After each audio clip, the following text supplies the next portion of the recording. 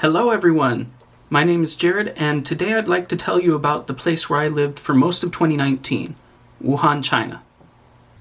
This is Wuhan, China, a city with a population of over 11 million people and the 9th largest city in mainland China. The city is perhaps best known for the Yellow Crane Tower, that really isn't all that old, and the Hubei Provincial Museum, where you can see all kinds of artifacts from the past. There's also Wuhan University, which is a popular tourist attraction, as well as Huazhong University of Science and Technology, which was very close to where I was living at the time. You see construction happening around the city 24/7, and sites like these where construction companies are set up, they've already torn down old neighborhoods, such as the one that you see right here, to make way for lots of new buildings, apartment complexes, and of course, high-end malls, all in the effort to urbanize the population and make China look modern to other civilizations around the world. So, where is Wuhan exactly? If you go on Google Earth, you can find very quickly, just type in Wuhan and it will take you over to China. And more specifically, it takes you directly to central China. It's a city that you notice immediately is divided in half by a river going directly through the middle of the city. And then the city is even further divided into 3 areas. More specifically, it's divided by this river that you see on the left here, which divides both the sections of Hankou and Hanyang. And then where I lived on the east side of the city is known as Wuchang. And this is where most of the attractions inside the city actually are, but it's a little hard to get a full appreciation for just how large this city is without seeing it in person. There are lots of bridges that span across the entirety of the river, which happens to be the Yangtze, by the way.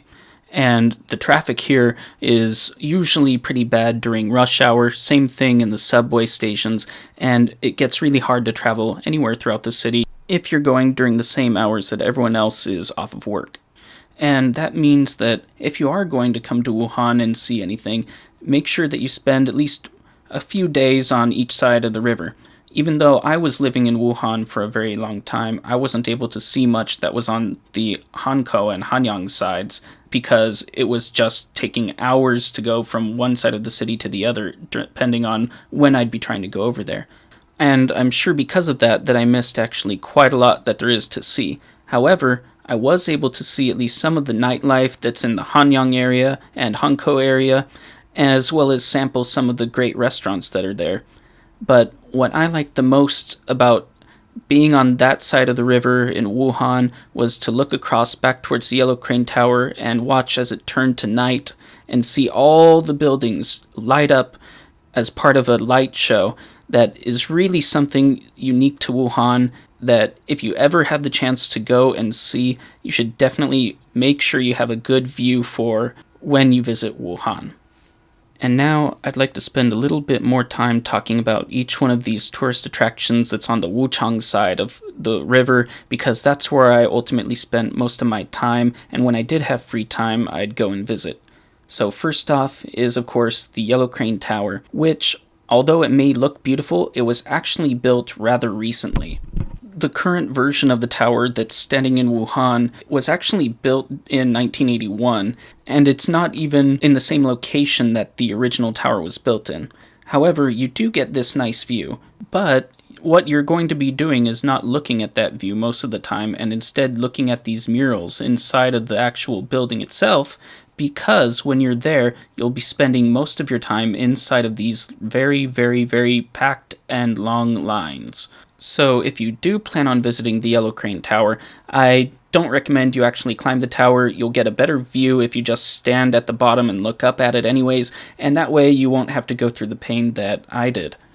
The next area that I want to talk a little bit about is Baotong Temple, and this is where you go if you want to see some unique architecture that you won't see pretty much anywhere else in the city, and also it was undergoing restoration when I went there, so it may have changed a little bit, but I highly recommend that you go and scale this tower. Even though the view that you see at the top isn't necessarily the best, what you are able to see is what a large temple complex could have looked like back in the day. But now I want to pivot a bit towards modern times and talk about Wuhan University, which is one of my favorite areas just because it's free and it's also a beautiful campus. Probably one of the most beautiful university campuses in China, where you can go with friends and maybe shoot some videos if that's what you're into, like me and my friend here. Or you can go here just to relax in the grass, like most of the students do during the daytime if they have free time. And maybe what you want to do is take a stroll, or perhaps you just want to walk amongst the leaves or take pictures of them. And I have to say that, like most of the rest of China, fall is the best season to visit this campus and Wuhan because you get to see all the different trees changing colors. And since this campus is absolutely massive, you're able to spend hours wandering around the various streets, climbing up the steps at the student dormitories, and you'll know you're in the right place for the most beautiful part of the campus because you have many people who are always trying to sell you maps of the university, as well as various other knickknacks that can get a little annoying over time.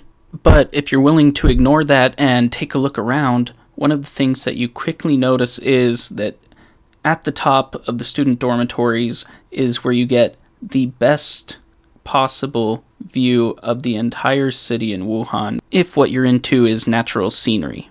This is, of course, where I would spend most of my time whenever I came to the university, and it was also the most relaxing because you get to just look out across the entire campus, over at the various hills, out towards the rest of the city, and it's really worth visiting if you get the chance. Now, last what I want to talk about is the area closest to where I was living, which is known as Optics Valley. This area is on the far eastern side of Wuchang, and during the entire time that I was in Wuhan, it was always under construction. And if you think that it's a little bizarre to see some European architecture in the middle of a giant mall in China, I have something else for you. Meet Chinese Santa Claus. I love you, America! Trump, #1, good.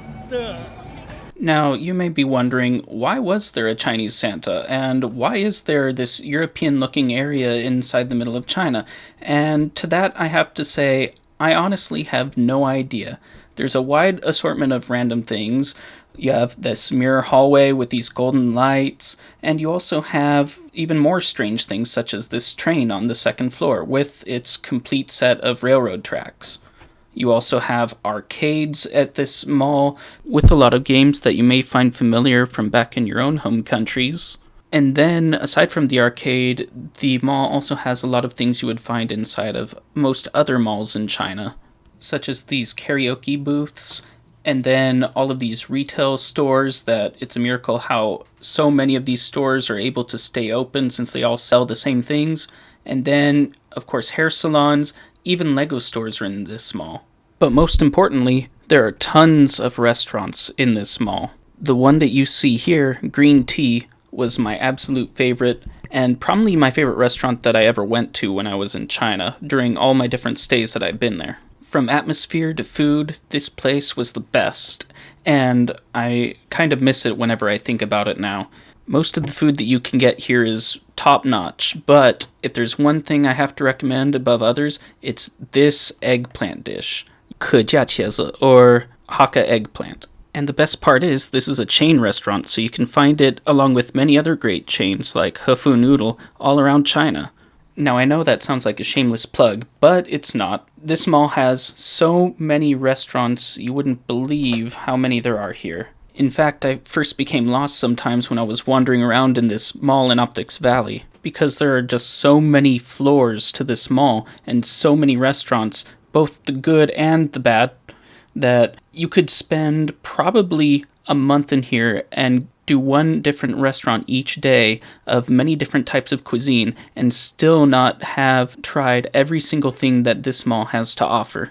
And since this place was so close to where I lived, I was able to go and explore the many different floors and all the different alleys that this place had. So if you have the chance to go to Optics Valley and visit these malls, I hope that you too will get lost amongst the many different restaurants and other things that this place has to offer. I know I still haven't covered everything that there is at this mall, however, you'll just have to go there to find out exactly what else they may have, such as a movie theater, and last but not least, they also have this, a plane. I never did learn exactly why it's here, but that's something to see. Now, for the last part of this video, before I do some closing comments, is I want to talk about my daily life in Wuhan. This that you're seeing behind me was my apartment, a small one-bedroom space that had a tiny kitchen and bathroom attached to it.